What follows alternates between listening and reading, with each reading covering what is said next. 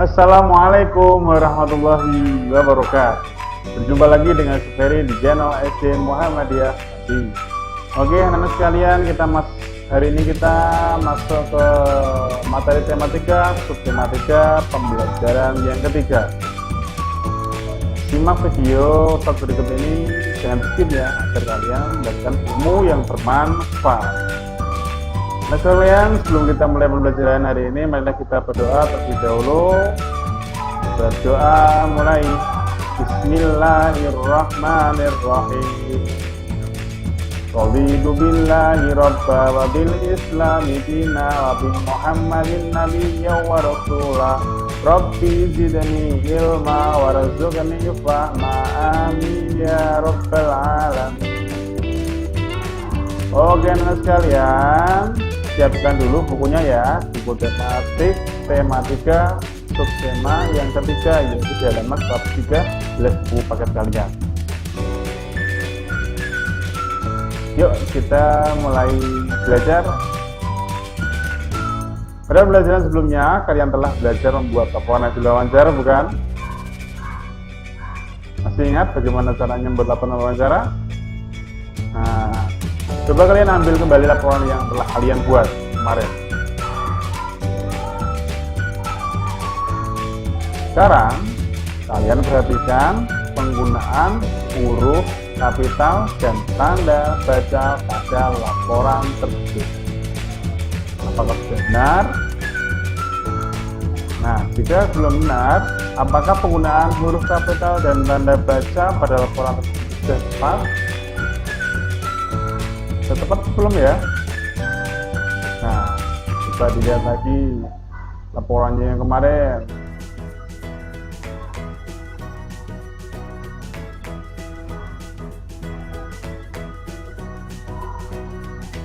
Nah, kita hari ini kan belajar tentang itu ya. Penggunaan huruf kapital yang benar sesuai EYD. Huruf kapital dipakai pada awal kalimat. Contohnya di awal kalimat ya, wawancara ini berjalan lancar. W-nya yang pertama adalah huruf kapital. Wawancara ini berjalan lancar, terus dikasih tanda titik di akhir kalimat. Hewan dan tumbuhan adalah anugerah bagi manusia. Hanya besar hewannya, kemudian diakhiri dengan tanda titik.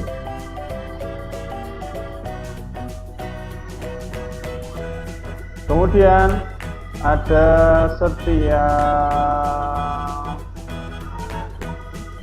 belajar. Pada pembelajaran sebelumnya kalian telah belajar ya membuat laporan hasil wawancara. Masih ada kan di rumah? Cobalah kalian ambil kembali laporan yang telah kalian buat kemarin. Sudah benarkah? Belum?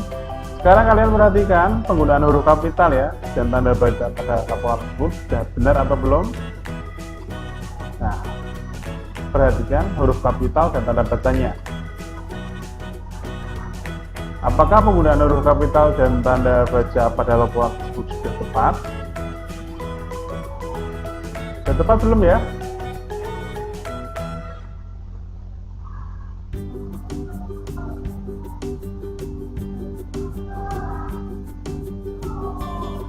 Nah, hari ini kita akan belajar itu, yaitu penggunaan huruf kapital.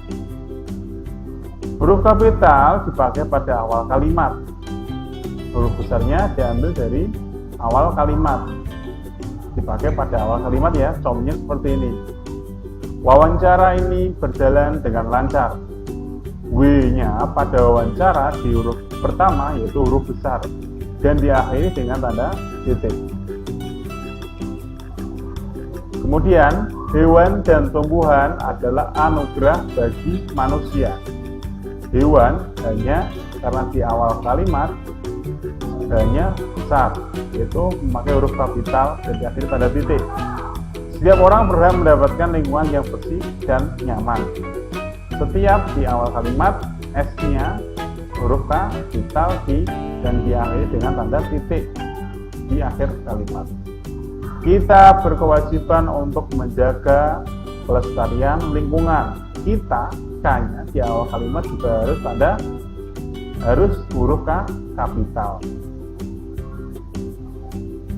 Yang kedua, huruf kapital dipakai sebagai huruf pertama nama orang, termasuk julukannya. Contohnya seperti ini. Warta, W-nya huruf kapital.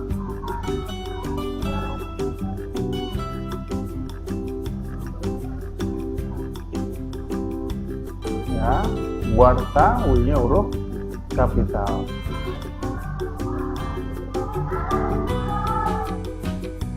Herlan Adi Permana, H-nya kapital, Adi A-nya kapital, Permana P-nya juga kapital. Kapital itu huruf besar ya. Wisnu Husairi, Wisnu W-nya huruf kapital, Husairi hanya memakai huruf kapital.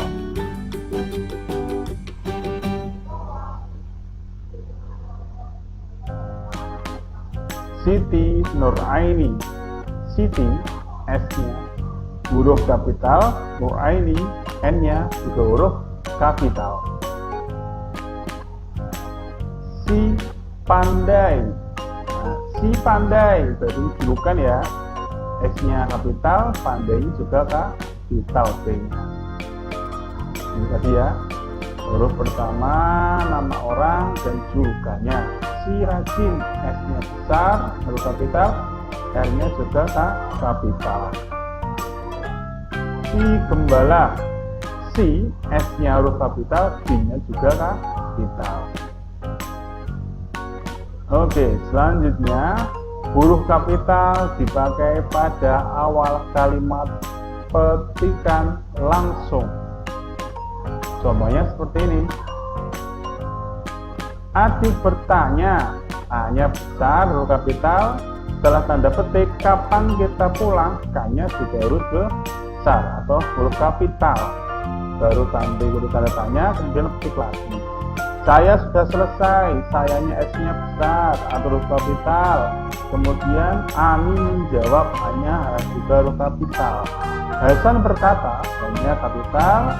Oma, jangan lupa terus petik, ayo kita berangkat sekarang. Titik baru tanda petik lagi. Begitu ya, setelah tanda petik hurufnya kapital. Huruf kapital dipakai sebagai kata pertama penunjuk hubungan kekerabatan seperti bapak, ibu, kakak, adik, paman, dan bibi, serta kata atau ungkapan lain yang digunakan dalam penyapaan. Contohnya, bro, tanda petik, silakan duduk, dik, koma, D-nya besar ya. Kata orang itu mempersilahkan. Dik, nah, sapaan dik. Ibu bertanya, kamu sudah pulang? Nak, N-nya juga harus kapital. Gitu ya.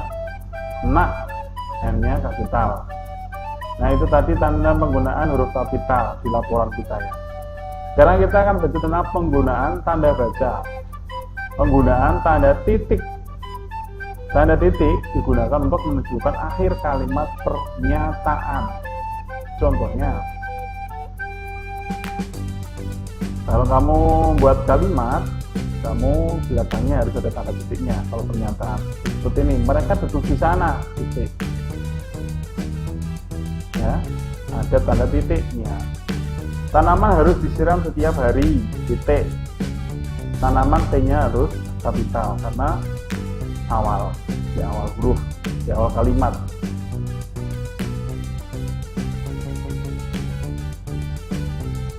Tanda titik dipakai untuk memisahkan angka jam, menit, dan detik yang menunjukkan waktu atau jangka waktu. Misalnya, pukul 1:35 lebih 20 detik.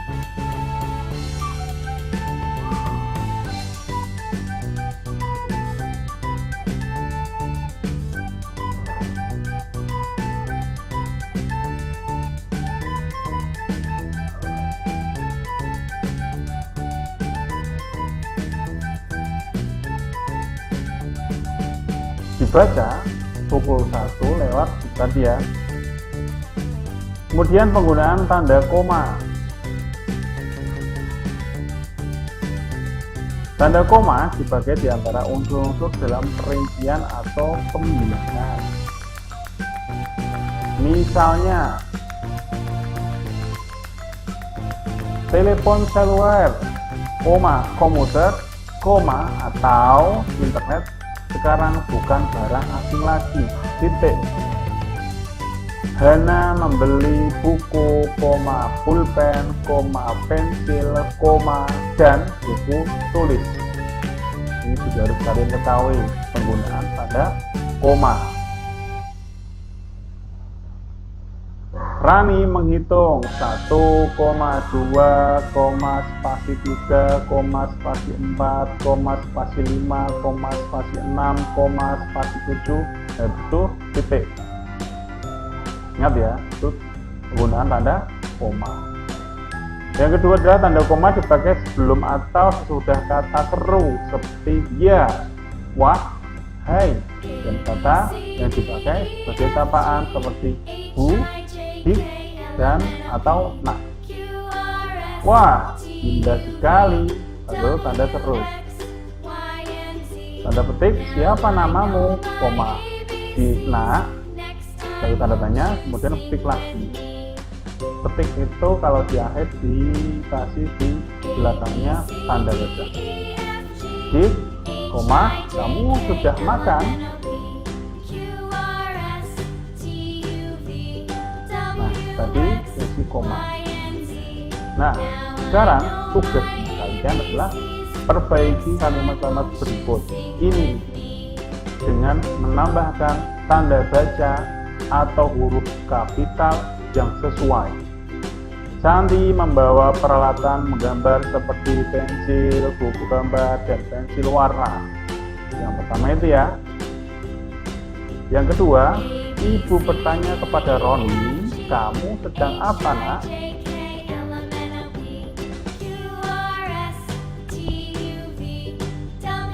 Ingat, perbaiki dengan tanda baca dan huruf kapital yang sesuai. Nah, lahan kosong yang tidak terawat membuat lingkungan kita menjadi kurang sedap di padang, apalagi jika lahan itu kotor, ya enggak? Nah, pemanfaatan lahan kosong di pekarangan sekolah atau rumah merupakan cara penghijauan sebagai wujud perilaku peduli lingkungan. Menanam tanaman pada lahan yang sudah lama tak terawat akan menyegarkan kembali lahan atau tanah itu. Salah satu cara menghijaukan lahan adalah dengan menanam tumbuhan yang bermanfaat bagi kita, misalnya tanaman obat, kencur, kunyit, dan jahe. Ini tanaman toga ya, obat keluarga ya. Kemudian, mari simak cerita petualangan berikut.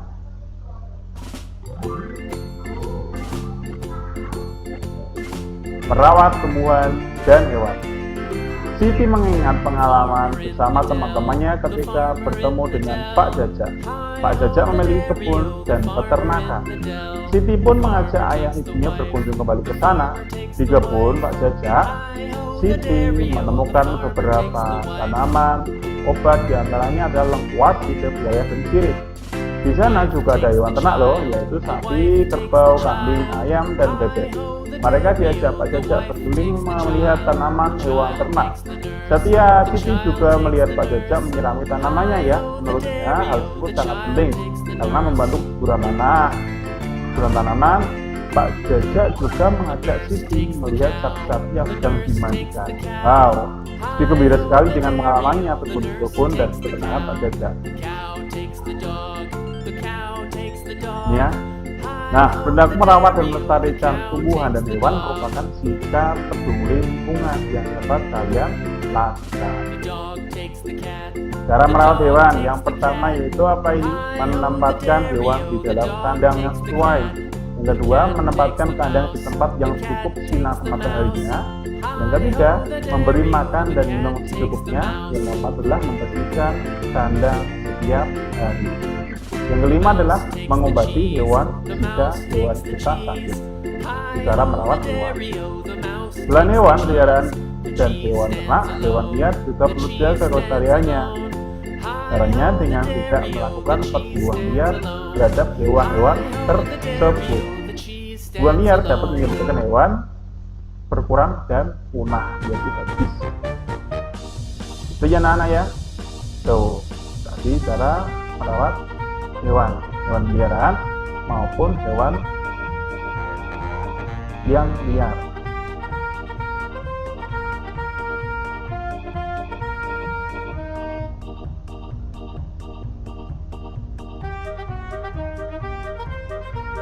Nah, sekarang bagian cara merawat tumbuhan. Pastinya di rumah juga ada toh. Kalian itu mempunyai tumbuhan yang sudah di karangan kalian. Yang pertama adalah menyirami dengan air secara teratur. Yang kedua, memberikan pupuk tanaman yang sesuai. Yang ketiga, menyiangi rumput yang tumbuh di sekitarnya. Yang keempat, memangkas tanaman yang sudah besar dan lebat. Yang kelima adalah melindungi dari serangan hama dan penyakit, itu dengan cara dikasih pupuk. Dan merawat tumbuhan, kalian juga dapat melakukan penghijauan di lingkungan sekitar kita. Penghijauan merupakan kegiatan menanami lahan kosong dengan berbagai jenis tanaman. Penghijauan dapat dilakukan di sekitar rumah, tepi jalan, sungai, lahan kosong yang ada di lingkungan sekitar kalian. Nah, tuh. Nah, tugas kalian yang kedua adalah jawablah pertanyaan berikut ini dengan tepat. Apa yang akan terjadi apabila masyarakat mempunyai kepedulian yang tinggi terhadap pelestarian lingkungan? Yang kedua, bagaimana cara merawat hewan peliharaan dan hewan ternak? Yang ketiga adalah apa tujuan yang dilakukan penghijauan di lingkungan sekitar? Untuk apa ya penghijauan dilakukan? Nah, itu saja video saya hari ini. Wassalamualaikum warahmatullahi wabarakatuh. Dadah.